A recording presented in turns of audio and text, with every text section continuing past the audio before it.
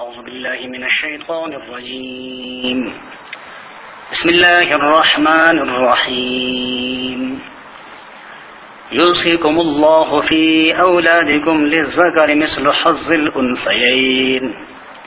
فإن كن نساء فوق اثنتين فلهن ثلثا ما ترك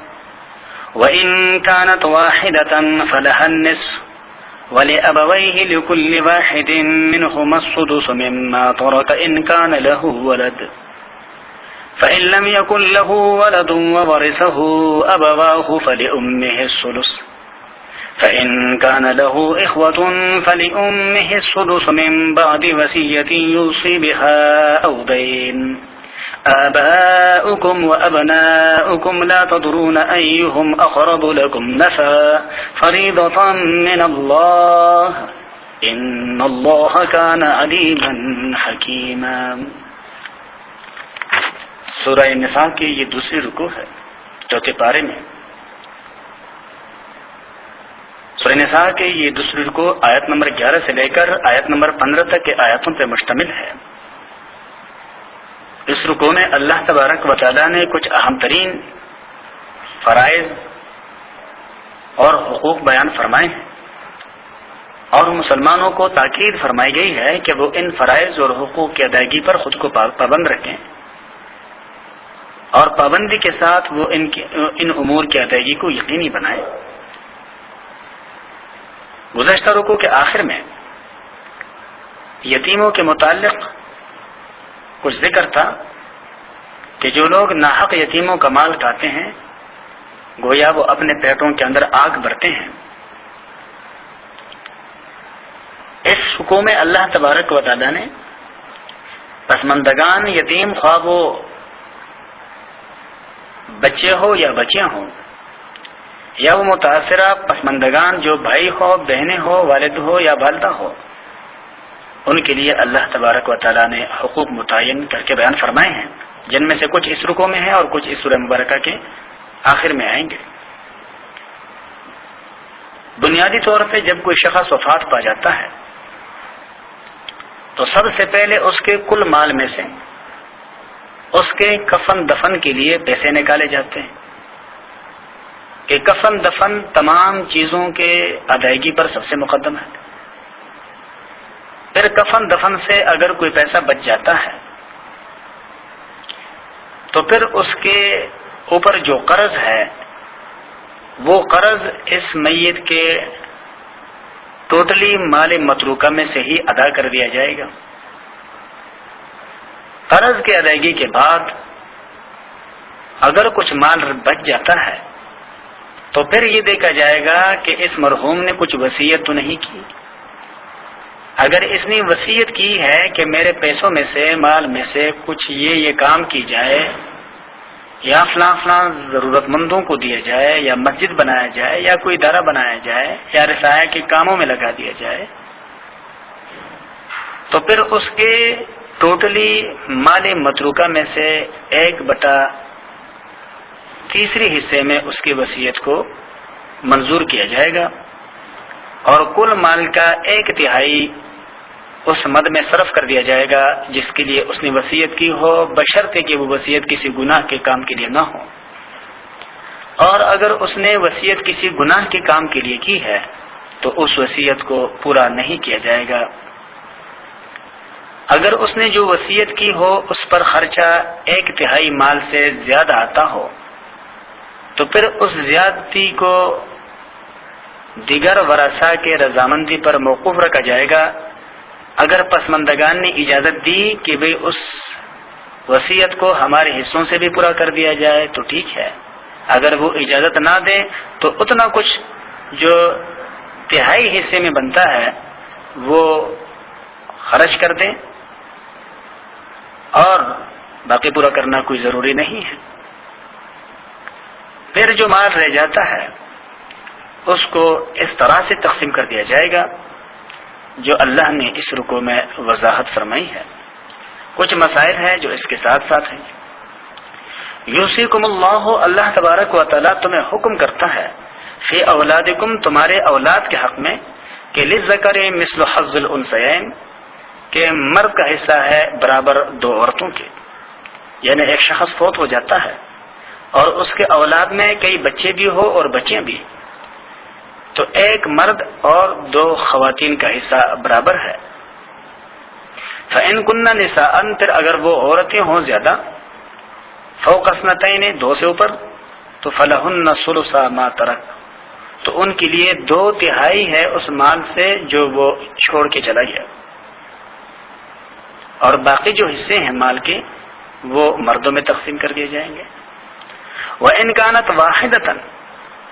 اور اگر وہ ایک ہی بیٹی ہے، پسماندگان میں صرف ایک ہی بیٹی ہے، تو فَلَهَا النِّصْفُ، اس کے لیے آدھا ہے، وَلِأَبَوَيْهِ لِكُلِّ وَاحِدٍ مِّنْهُمَا السُّدُسُ، اور اس وفات پانے والے کے والدین میں سے ہر ایک کے لیے اس کے مال متروکہ میں سے چھٹا حصہ ہے، مما وہ ترکا جو وہ چھوڑ کر کے چلا گیا، ان کان لہ ولد، اگر اس کے اپنے اولاد ہو، فإن لم یکن لہ ولد، اور اگر اس وفات پانے والے کو کوئی اولاد ہی نہ ہو، وورثہ ابواہ، اور اس کے وارث صرف اس کے ماں باپ ہو، تو فلأمہ الثلث، اس کے ماں کا اس میں 1/3 ہے۔ فإن کان لہ اخوۃ،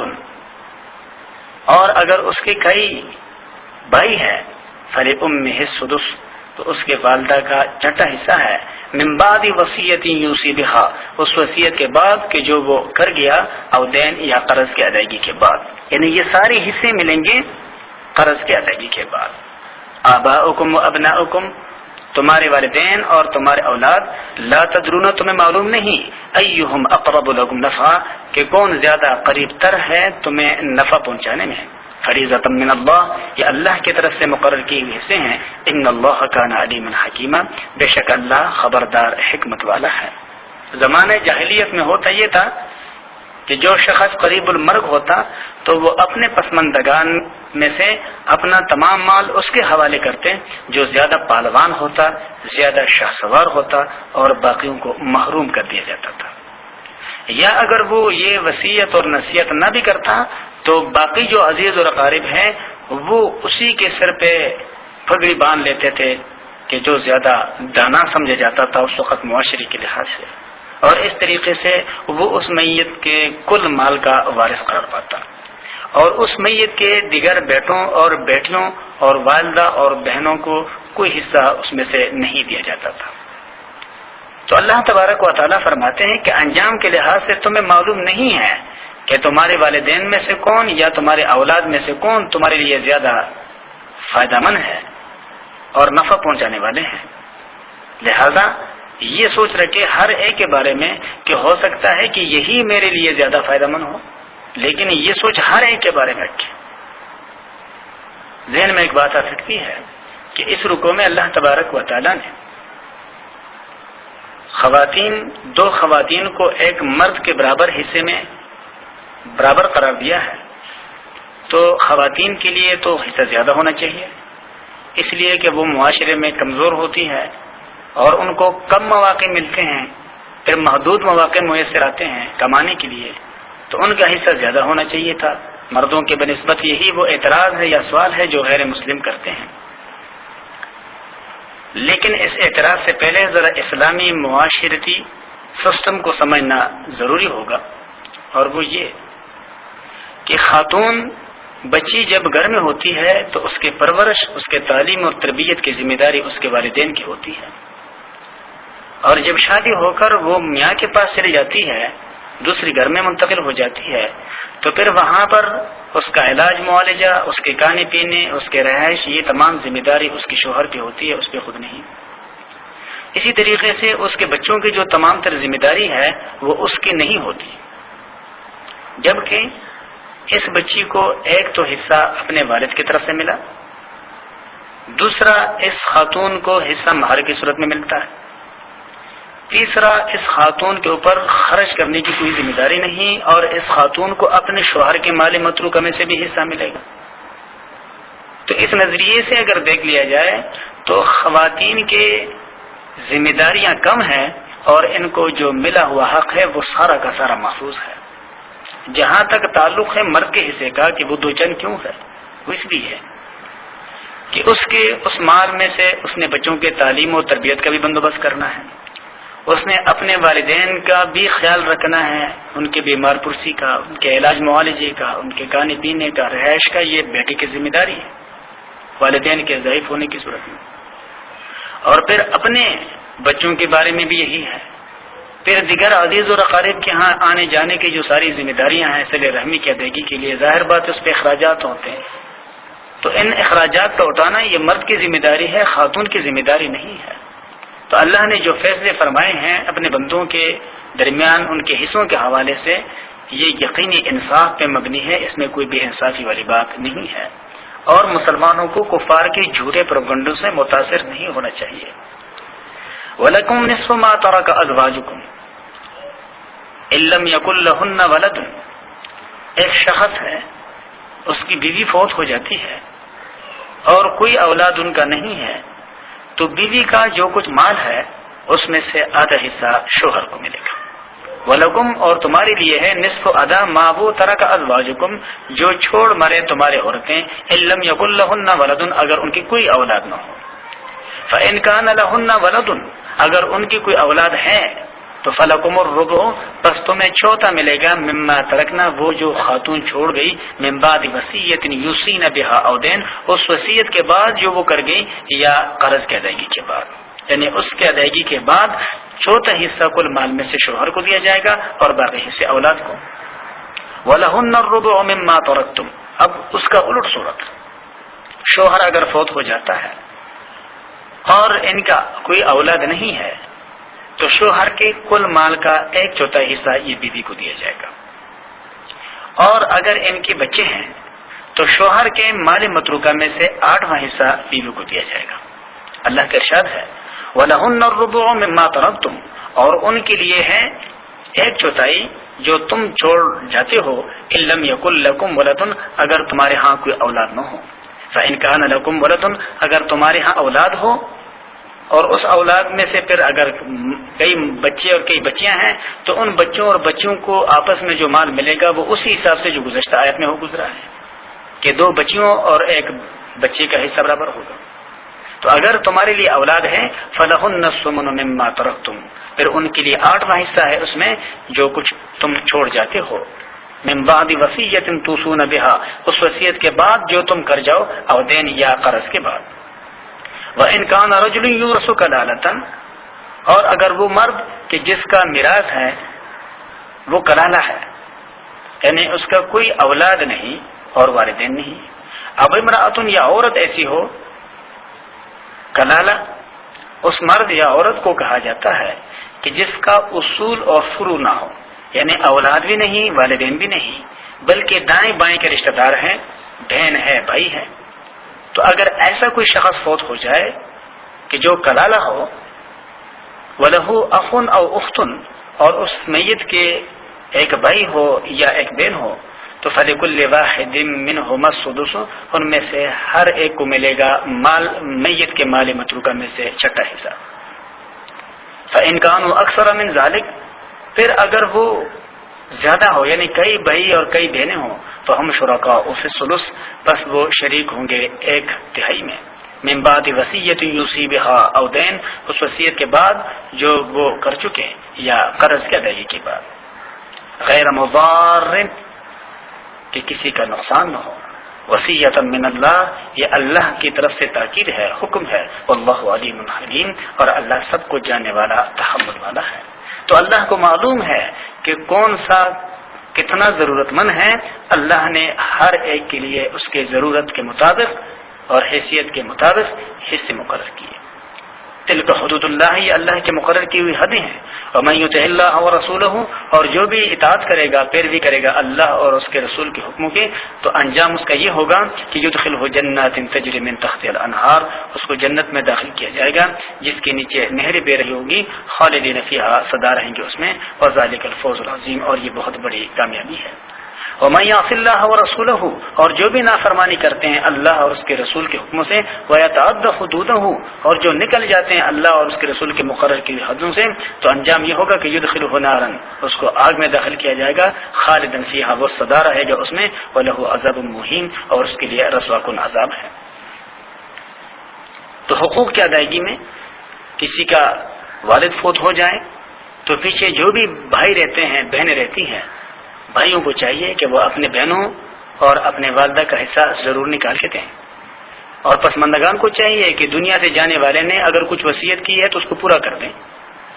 اور اگر اس پر قرض ہے تو اس کو ادا کر لیا جائے، اس سے انکار کسی صورت میں درست نہیں۔ اسی طرح سے جو دنیا سے جانے والا ہے اس کو چاہیے کہ وہ اپنے مال متروکہ میں سے کسی ایک کے لیے سارے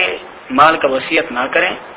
جن کے لیے حصے شریعت نے مقرر کی ہے یا اللہ نے مقرر کی ہے ان کے لیے وصیت کرنا درست نہیں ہے۔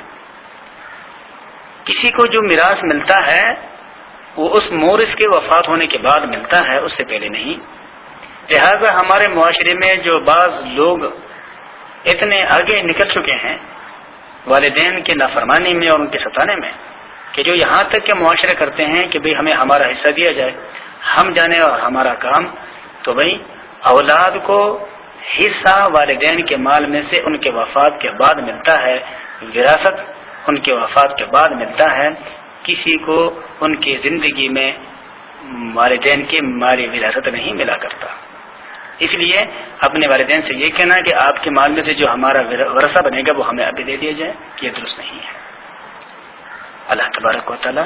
ہر مسلمان کو اپنے تمام تر ذمہ داریوں کو ادا کرنے کی توفیق نصیب فرمائے۔ وآخر دعوانا ان الحمدللہ رب العالمین۔ اعوذ باللہ من الشیطان الرجیم، بسم اللہ الرحمن الرحیم۔ واللاتی یأتین الفاحشة من نسائکم فاستشہدوا علیہن أربعة منکم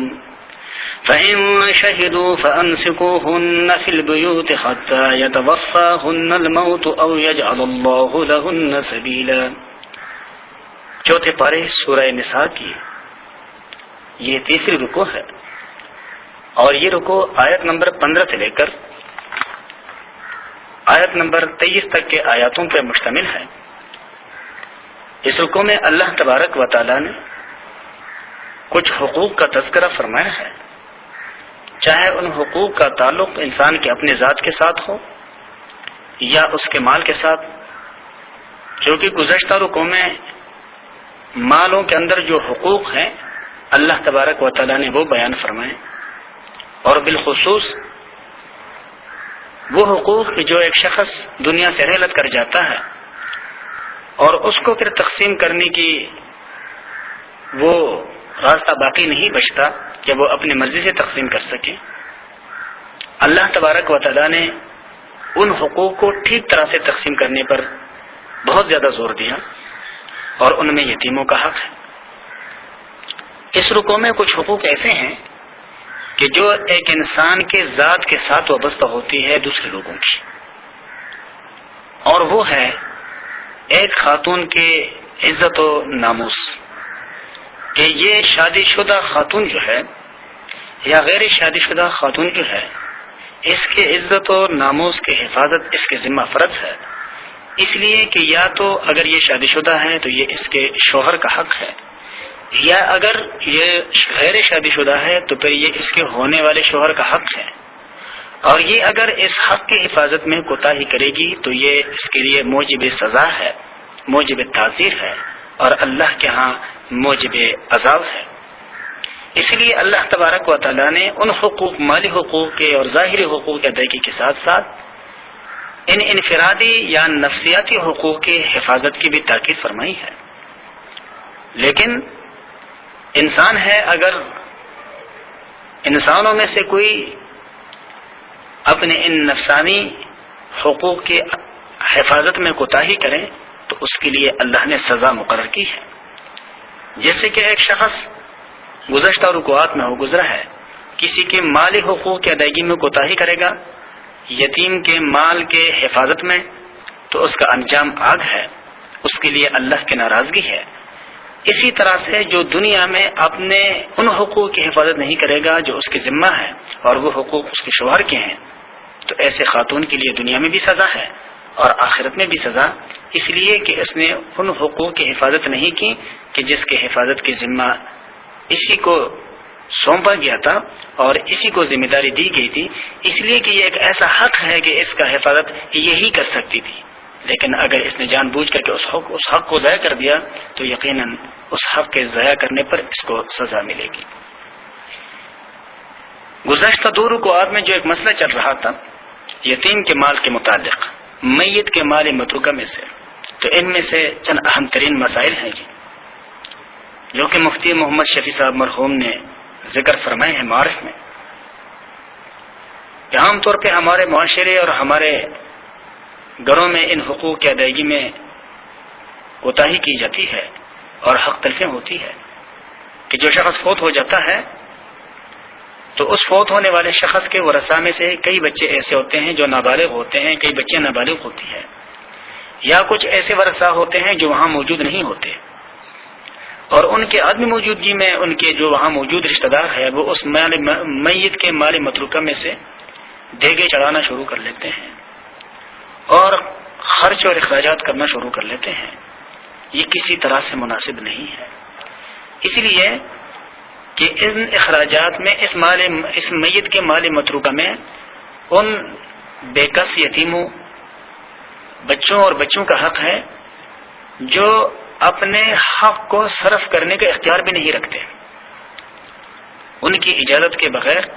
ان کے مال میں سے اس طرح سے خرچ کرنا یہ کسی طرح مناسب نہیں ہے۔ یہاں تک کہ فرمایا گیا ہے کہ جنازے کے لیے جو کپڑا امام کے آگے بچھایا جاتا ہے یہ بھی جنازے کی ضروریات میں سے نہیں ہے، لہذا میت کے کفن کے لیے اتنا ہی کپڑا خرید لیا جائے کہ جتنے اس کے کفن کے لیے ضروری ہے، تاکہ باقی ماندہ کپڑا ضائع نہ ہو۔ اسی طریقے سے میت کو قبرستان لے جاتے ہوئے ایسے بڑے پیمانے پر اخراجات نہیں کرنے چاہیے جو جنازے کی ضروریات میں سے نہ ہو۔ اسی طرح سے اس میت کے کفن دفن کے بعد اس میت کے مال متروکہ میں سے کانے تقسیم کرتے رہنا یہ درست نہیں ہے، اس لیے کہ اس میں یتیموں کا حق ہے اور ان کی اجازت کے بغیر ان کے مال کو تقسیم کرنا درست نہیں ہے۔ اگر وہ سب عاقل ہے، سب بالغ ہے، سب موجود ہے اور سب کی اجازت ہے تو پھر گنجائش نہیں کر سکتی ہے، لیکن پھر بھی یہ چیز اسراف میں آتی ہے اور اسراف بہرحال ناپسند ہے۔ اللہ تبارک و تعالیٰ نے اس رکوع میں ارشاد فرمایا ہے واللاتی، اور وہ عورتیں یاتین الفاحشۃ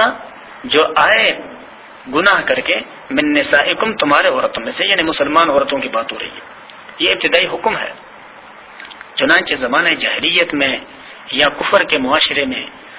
تو گناہ کو گناہ نہیں سمجھا جاتا، بلکہ ہر شخص اپنے ہر خواہش کی تکمیل کو اپنا حق سمجھتا ہے، لیکن اسلام کہتا ہے نہیں، ہر انسان کا دوسرے انسان کے ساتھ کچھ حقوق وابستہ ہے اور ہر ایک نے ان حقوق کی حفاظت کرنی ہے۔ تو خواتین کے عصمت کی حفاظت یہ خواتین کی ذمہ داری ہے اور یہ ان پر حق ہے ان کے شوہروں کا۔ تو جب اسلام آیا تو اسلام نے ابتداءً یہ پابندی لگا دی کہ بھئی کوئی خاتون اگر اس گناہ کے مرتکب ہو جائے اور یہ گناہ اس پر ثابت ہو جائے 4 عاقل بالغ چشمدید گواہوں کے ذریعے، تو پھر ایسے خواتین کو گھروں کے اندر بند کر دیا جائے اور ان کو باہر نہ نکلنے دیا جائے، یہاں تک کہ تاکہ لوگوں کی نظروں میں یہ عمل ایک عیب کی صورت میں ابھر کر کے سامنے آ جائے، اور یا پھر اللہ تبارک و تعالیٰ ان کے لیے کوئی حکم نازل فرما دے کہ بھئی ان کو سزائے موت دینی ہے یا ان کو آزاد چھوڑنا ہے۔ بعد میں اللہ تبارک و تعالیٰ نے حکم نازل فرمایا کہ ایسے خواتین جو شادی شدہ ہو اور وہ اس گناہ کا ارتکاب کر لے اور پھر اس ارتکاب کو ثابت کیا جائے 4 چشمدید عاقل بالغ مسلمان گواہوں کے ذریعے یا پھر اس کے اقرار کے ذریعے، تو ایسے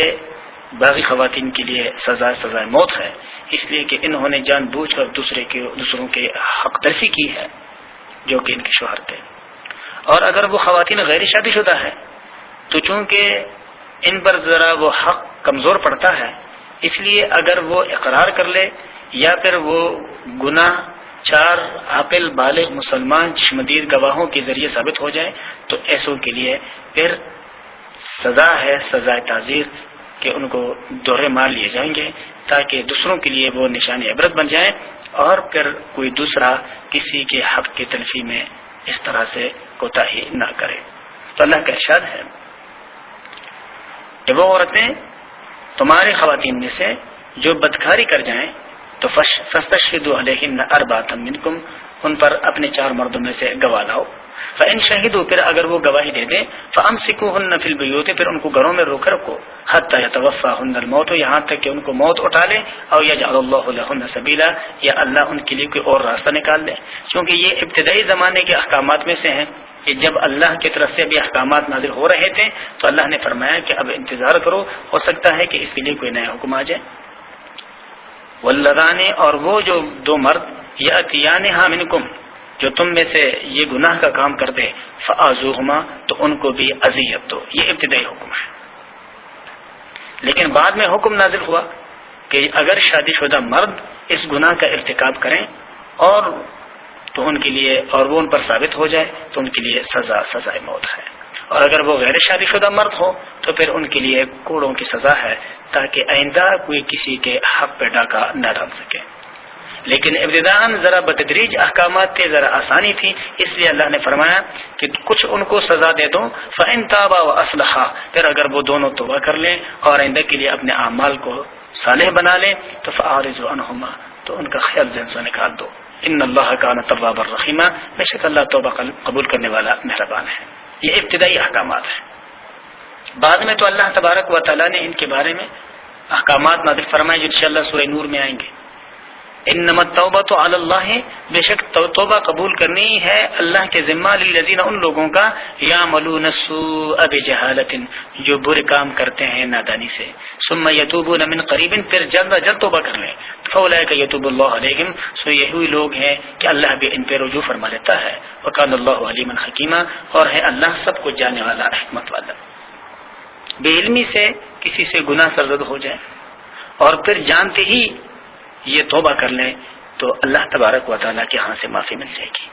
لیکن جو گناہ کو گناہ سمجھتے ہوئے مسلسل اس کو کرتا رہے تو پھر ظاہر بات ہے کہ یہ پھر بغاوت ہے اور یہ اللہ کے حکموں سے روگردانی کرنی ہے. ایسوں کے لیے پھر سخت عذاب ہے اور سخت سزا بھی.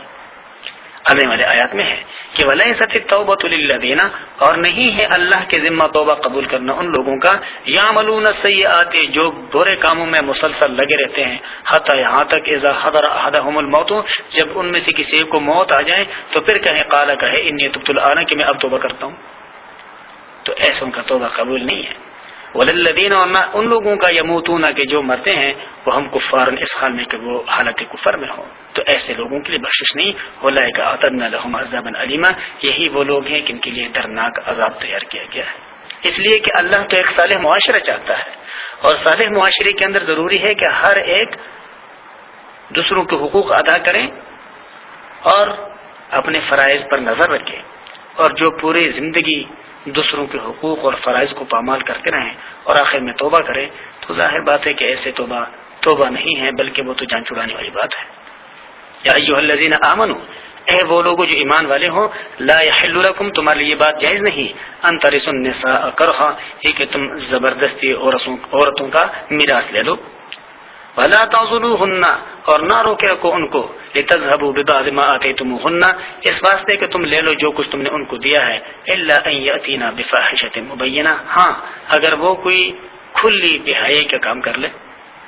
تو وہ ایک علیحدہ صورت ہے. اس آیات میں جو مسئلہ بیان ہوا ہے وہ یہ ہے کہ بعض جگہوں پر شوہر اپنی بیویوں کے حقوق ادا نہیں کرتے اور ان کو لٹکائے رکھتے ہیں اور ان کو طلاق بھی نہیں دیتے. اس لیے کہ اگر طلاق دیں تو جو مہر انہوں نے خواتین کو دے رکھا ہے یا جو تحفے تحائف انہوں نے ان کو دی ہے اپنے خوشحالی کے دور میں، شاید وہ خاتون وہ اپنا ساتھ لے کے چلے جائیں اور اس طرح سے شوہر کچھ مال سے محروم ہو جائیں، تو اس نیت سے وہ اپنی بیویوں کو طلاق بھی نہیں دیتے، ان کے حقوق بھی ادا نہیں کرتے. اللہ فرماتے ہیں کہ ایسے طرز عمل سے خود کو بچائے رکھو. ہاں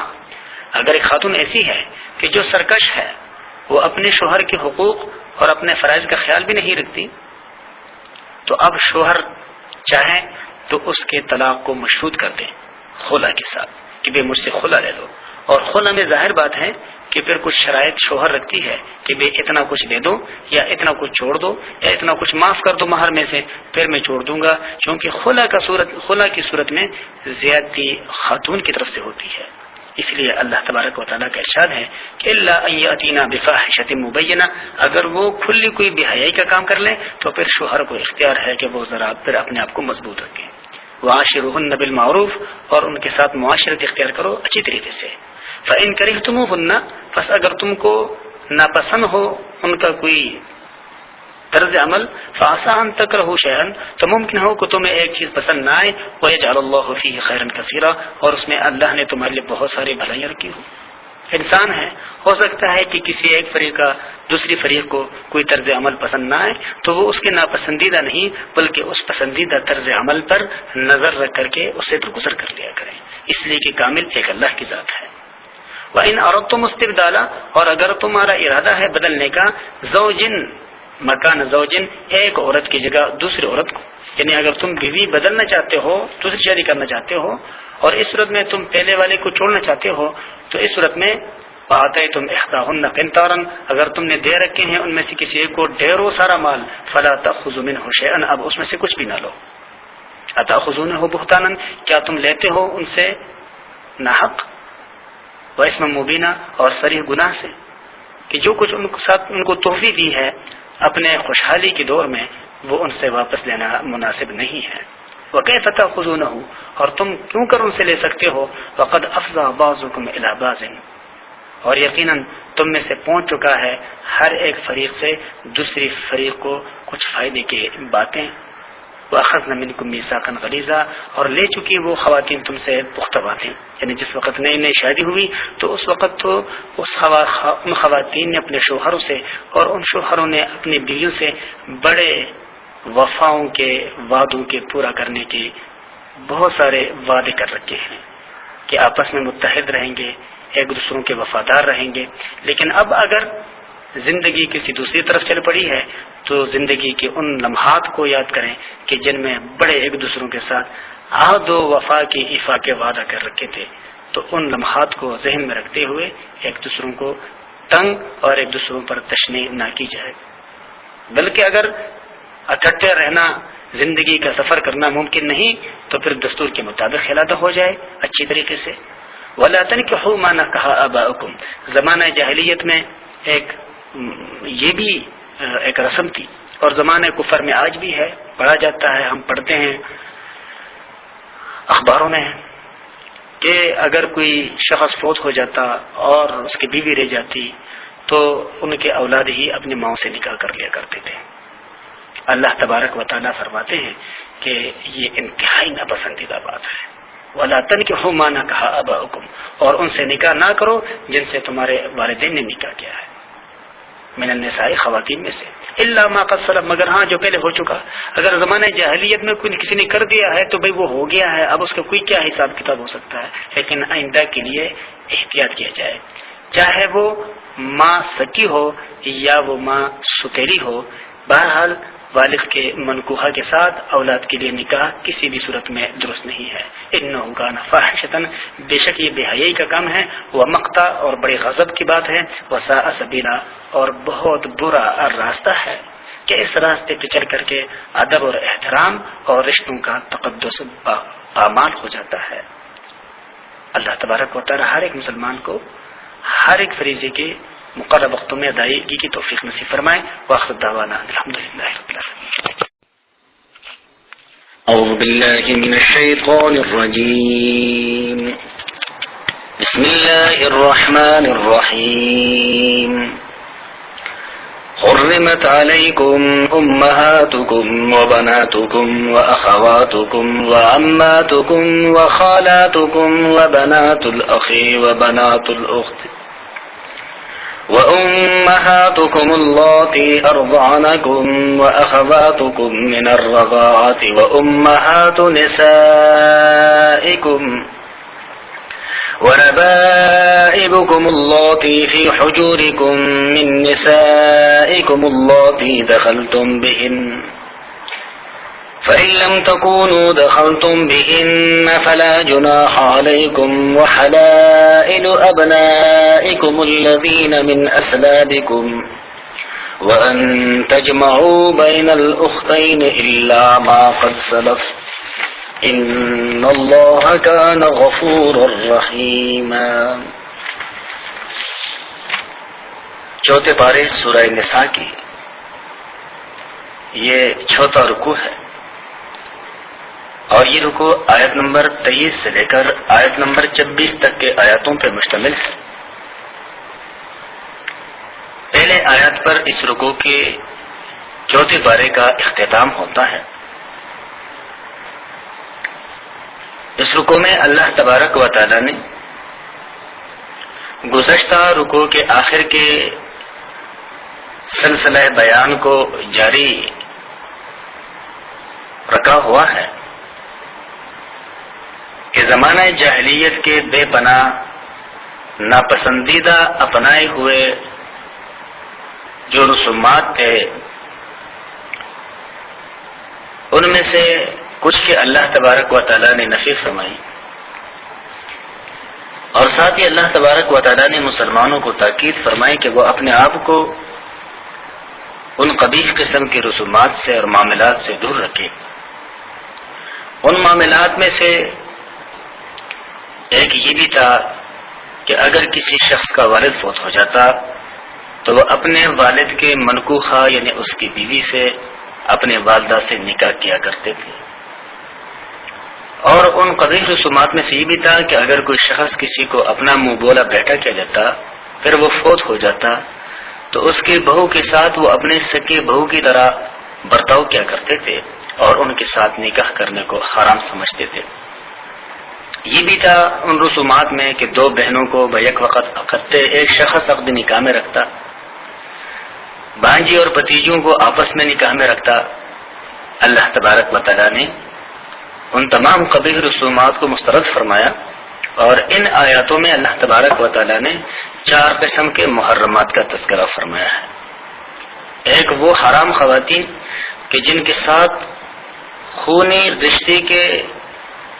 ممانعت کی وجہ سے کسی بھی صورت میں نکاح نہیں ہو سکتا۔ دوسری قسم کے وہ رشتے کہ جو دودھ پینے یا دودھ کے شراکت داری کی وجہ سے بندی کے اوپر حرام ہو جاتی ہے رضاعت کی وجہ سے، ان کا ذکر فرمایا۔ تیسرا ان خواتین کا ذکر ہے کہ جو خواتین سسرال رشتوں کی وجہ سے بندے پر حرام ہو جاتی ہے، اللہ نے ان کا ذکر فرمایا۔ اور چوتھی قسم کے ان خواتین کا ذکر ہے کہ جن کے ساتھ انسان کا کوئی رشتہ تو نہیں ہوتا، لیکن دوسروں کے ساتھ رشتہ قائم رکھنے کی وجہ سے اور قائم ہونے کی وجہ سے ان کے ساتھ نکاح نہیں ہو سکتا، جس طرح کی کسی کا منکوحہ بیوی۔ تو اللہ تبارک و تعالیٰ نے فرمایا کہ یہ 4 قسم کے خواتین ہیں، اور ہر قسم کے ماتحت پر کئی افراد ہے، کئی اقسام ہے جن کا تذکرہ ان آیاتوں میں ہے کہ ان کے ساتھ کسی بھی صورت میں نکاح درست نہیں ہے۔ اللہ کا ارشاد ہے،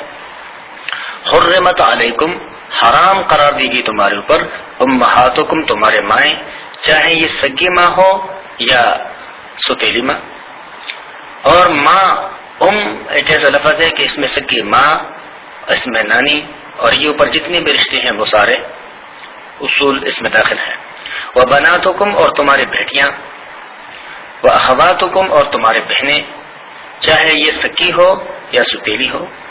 واماتکم، اور تمہاری پھوپھیاں، وخالاتکم، اور تمہارے خالائیں، وبنات الاخ، اور تمہاری بھائی کی بیٹیاں یعنی بھتیجیاں، وبنات الاخت، اور تمہاری بہن کی بیٹیاں یعنی بھانجیاں، وامہاتکم اللاتی، یہاں تک تو ان محرمات کا ذکر تھا کہ جو بندی کے لیے کسی بھی صورت میں حلال نہیں ہے۔ اب آیت کے اگلے حصے میں ان خواتین کا ذکر ہے کہ جن کے ساتھ نکاح درست نہیں، کہ جن کے ساتھ بچپنے میں دودھ پیا گیا ہو، اور بچپنے میں دودھ پینے کی جو عمر ہے وہ زیادہ سے زیادہ 2.5 سال ہے فقہائے احناف کے نزدیک، کہ 2.5 سال کے اندر کسی بچے اور بچی نے اگر کسی دوسری خاتون کا دودھ پیا تو آپس میں یہ بچہ اور بچی جو رشتے کے لحاظ سے کچھ بھی نہ تھے، لیکن اکٹھے دودھ پینے کی وجہ سے یہ بہن بھائی کی طرح ہو گئے، لہذا ان کا آپس میں نکاح درست نہیں۔ اور ان میں سے جس کی دودھ پیا گیا ہے، جس خاتون کے، وہ ان کے لیے ماں کے درجے پہ ہوئی، اسی طریقے سے اس خاتون کی جو بیٹے ہیں بیٹیاں ہیں وہ ان کے لیے بہنوں اور بھائیوں کی جگہ پہ ہوئی، تو یہ بالکل اسی طرح ہے۔ حضور نبی کریم صلی اللہ علیہ وسلم کا ارشاد ہے، حضرت عائشہ رضی اللہ تعالیٰ عنہ حدیث کی راویہ ہے، یحرم من الرضاعۃ ما یحرم من النسب، کہ رضاعت سے بھی وہی رشتے بندی کے لیے بن جاتے ہیں کہ جو رشتے انسان کے لیے خون کے حوالے سے بنتے ہیں۔ وَأُمَّهَاتُكُمُ اللَّاتِي، اور تمہارے وہ مائیں جن کے ساتھ نکاح درست نہیں، أَرْضَعْنَكُمْ جنہوں نے تمہیں دودھ پلایا، وَأَخَوَاتُكُمْ مِنَ الرَّضَاعَةِ اور تمہارے دودھ والی بہنیں، وَأُمَّهَاتُ نِسَائِكُمْ اور تمہارے بیویوں کی مائیں یعنی ساسیں، وَرَبَائِبُكُمُ اللَّاتِي اور وہ پرورش پانے والی بچیاں، فی حجورکم جو تمہارے گھروں میں ہیں، من نسائکم اللاتی تمہارے ان خواتین سے، دخلتم بہن جن کے ساتھ تم نے صحبت کی ہے۔ ایک بیوہ صورت مسئلہ یہ ہے کہ ایک بیوہ خاتون جس کے ساتھ اگر کوئی شادی کرے اور اس کے پہلے شوہر سے اس کے گود میں کوئی بچی ہو اور وہ اس بچی کو لے کر کے دوسری جگہ شادی کر جائیں اور اپنے ساتھ اس بچی کو لے آئے، تو اب اس دوسرے شخص نے جب اس بیوہ کے ساتھ نکاح کر دیا تو ساتھ ساتھ اس کے لائی ہوئی اس بچی کے ساتھ نکاح نہیں کر سکتے، یعنی ماں بیٹی کو ایک شخص ایک عقد نکاح میں بیک وقت جمع نہیں کر سکتا۔ اللہ کا ارشاد ہے، فَإِن لَّمْ تَكُونُوا دَخَلْتُمْ بِهِنَّ، بس اگر تم نے ان کے ساتھ صحبت نہیں کی، یعنی ان کے والدہ کے ساتھ اگر نکاح ہی نہیں ہوا، تو فلا جناح علیکم پھر تمہارے لیے کوئی گناہ نہیں کہ ان کی بچیوں کے ساتھ نکاح کر ان کی بچی کے ساتھ نکاح کر دو، اس لیے کہ وہاں کوئی ممانعت کا کوئی رشتہ ہے ہی نہیں۔ لیکن جب ان کے والدہ کے ساتھ جو کہ بیوہ کی نکاح کر لیا، صحبت ہو گئی، تو اب اس کے بیٹی کے ساتھ نکاح کرنا درست نہیں ہے۔ وَحَلَائِلُ أَبْنَائِكُمُ الَّذِينَ اور تمہارے بیٹوں کے وہ بیویاں، من أَصْلَابِكُمْ جو تمہارے سگے بیٹے ہیں، اس لیے کہ لے پالک بیٹوں کی بیویاں شرعی نقطہ نظر سے بندے پر حرام نہیں ہے، یہ زمانے جاہلیت کی ایک رسم تھی کہ اس کو بھی اپنے لیے حرام سمجھتے تھے۔ حضرت زید رضی اللہ تعالیٰ عنہ کا واقعہ انشاءاللہ کیا آئے گا، ان کو حضور نبی کریم صلی اللہ علیہ وسلم نے اپنا لے پالک بیٹا شروع میں قرار دیا تھا۔ ان کی شادی اپنے ایک عزیزہ سے کرائی، حضرت زینب سے، ان کے آپس میں نہ بنی، تو اللہ تبارک و تعالیٰ نے اس رسم کو توڑتے ہوئے فرمایا کہ زوجنا، کہا کہ اب ہم نے اس زینب کا نکاح آپ کے ساتھ کر دیا تاکہ یہ رسم جو ہے یہ مٹ جائے۔ تو اللہ تبارک و تعالیٰ کا ارشاد ہے، وَأَن تَجْمَعُوا بَيْنَ الْأُخْتَيْنِ اور یہ کہ بیک وقت دو بہنوں کو اکٹھا کر دیا جائے، یہ بھی درست نہیں ہے۔ ایک بہن اگر فوت ہو جاتی ہے جو کسی کے عقد نکاح میں ہو، تو جب تک اس کا عدت وفات نہیں گزرتا تب تک اس کی دوسری بہن کے ساتھ شادی درست نہیں ہے۔ جب اس کی عدت وفات گزر جاتی ہے تو اب وہ دوسری جگہ نکاح کر لیں۔ اگر وہ متعلقہ ہے تو جب اس کی عدت گزر جائے گی تو پھر اس کی بہن کے ساتھ نکاح کیا جا سکتا ہے، الا ما قد سلف، سوائے اس کی جو پہلے ہو چکا۔ انہیں زمانہ قبل نزول ان آیاتوں کے کچھ لوگ ایسے تھے مسلمانوں میں سے بھی، ظاہر بات ہے وہ بھی اس معاشرے کے حصے تھے کہ جن میں سے بعضوں نے دو بہنوں کو ایک وقت میں اپنے عقد نکاح میں رکھا تھا، اور اللہ تبارک و تعالیٰ نے فرمایا جو پہلے ہو چکا وہ تو ہو چکا، لیکن آئندہ کے لیے اس طرح نہ کیا جائے۔ اور جب یہ آیات نازل ہوئی اس وقت جن مسلمانوں کے عقد نکاح میں ایسے کوئی محرمات دو اکٹھی تھی تو شریعت نے ان کو حکم دیا کہ ان میں سے کسی ایک کو وہ رکھے اور دوسری خود بخود اپنے نکاح سے نکل گئی۔ ان اللہ کان غفور الرحیم، بے شک اللہ بخشنے والا بڑا مہربان ہے۔ اس لیے کہ پہلے جو کچھ ہو چکا وہ بے علمی میں ہو چکا، اور بے علمی میں سرزد ہونے والے گناہ پر بندہ اگر اللہ سے معافی مانگے تو وہ استغفار طلب کریں تو اللہ تبارک و تعالی غفور الرحیم ہے، اسے معاف فرما دے گا۔ اس آیت پر چوتھا پارہ اپنے اختتام کو پہنچا۔ وآخر دعوانا ان الحمد للہ رب العالمین۔